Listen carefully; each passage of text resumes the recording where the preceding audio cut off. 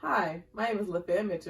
I'm a licensed marriage and family therapist, and I've been working with hypersensitive children for over 20 years. So when I mention hypersensitive, I mean those kids who are maybe a bit more emotional, a bit more illogical, or they seem to be, and they're very difficult to reason with or often get to comply with what it is you're asking them to do.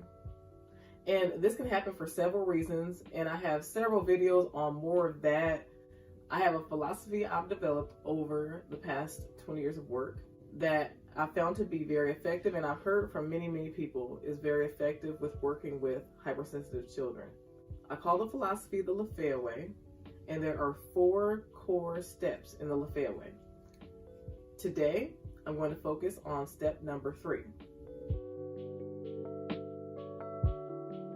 Understand and respond according to your truest intentions. This is very important in the 4 core steps of the Lafayette Way. If you do not understand what your truest intention is, first of all, you can't act according to that. And secondly, you can't get your real needs met. And if you understand your truest intentions and you don't respond according to your own understanding, then you will end up giving messages that you don't mean to give, for one, and you'll get lots of resistance from the person that you're trying to influence. Okay? In this case, it's going to be your child, your hypersensitive child. In order to get to your truest intention, you have to ask one question first. What is my goal? Like, what is the end that I hope to achieve in this interaction? Most people don't ask themselves that question. They're just purely reactive. This will cause you to become more of an active participant in getting your needs met, which will decrease your frustration and get better results for you. So when you ask yourself this question, what is my goal? What is my real goal? Then you have to start to consider, what do I want from this person? What do I want from my child? I want for my child to feel loved, safe, and cared for, is what most parents say, okay? And the end goal may be, I want for them to do well in life. I want for them to accomplish all the things that I know they're capable of. These are true end goals. These are truly what parents want for their children most of the time, or something similar to that. If you're reacting according to what the child is doing, then what you in essence do is you take the thing that they're doing, you place a judgment on that thing, and then now you're reacting to the one thing that they did. So for example, because I want to make sure that you're understanding what it is I'm talking about. For example, your child doesn't do their chores, okay? Sometimes people take this to a whole different place than where it actually belongs. So the child didn't do their chores, so now you're upset with them, so now you're taking things away, and you're showing your child they suck because they don't do their chores. As opposed to what is the real truth behind all of it? Okay? If a child doesn't do their chores, then they don't learn how to be responsible for their space. When they're not responsible for their space, then their space is cluttered and it's all awry, and it creates a situation where they can't really have a great life because everything is out of place. Now, none of us think like that. We all think they're not doing their chores, so this is what I'm going to do to them because they're going to do what I asked them to do.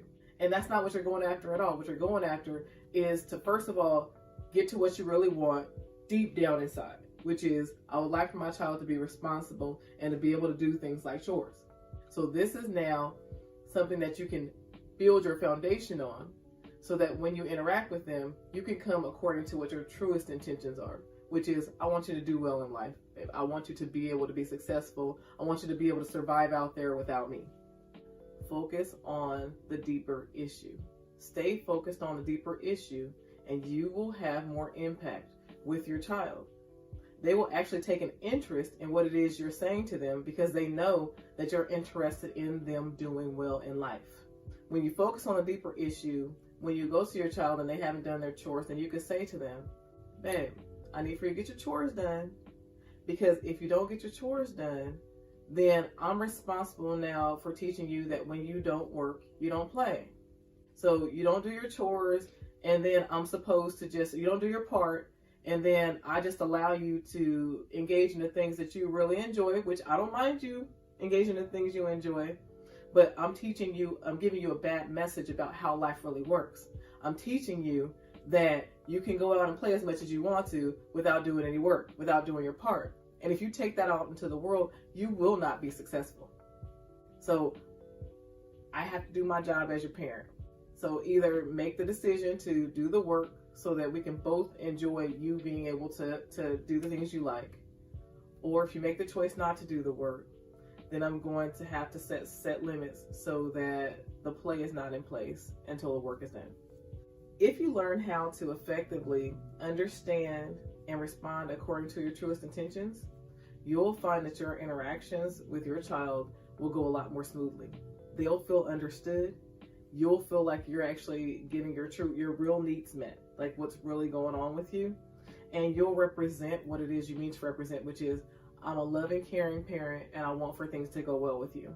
As opposed to that other message, which is, you're an annoying kid, and you need to just do what I asked you to do and stop being such a burden. So we definitely want to make sure that you're giving the correct messages to your children. So if you follow step 3, which is to understand and respond according to your truest intentions, you'll gain better understanding and you'll get more of your needs met, and you'll find more compliance between you from the child that you're dealing with. I'm really glad that you joined me today, and I hope that you continue to tune in. If you haven't yet already done it, please subscribe, and until next time, stay you and stay true.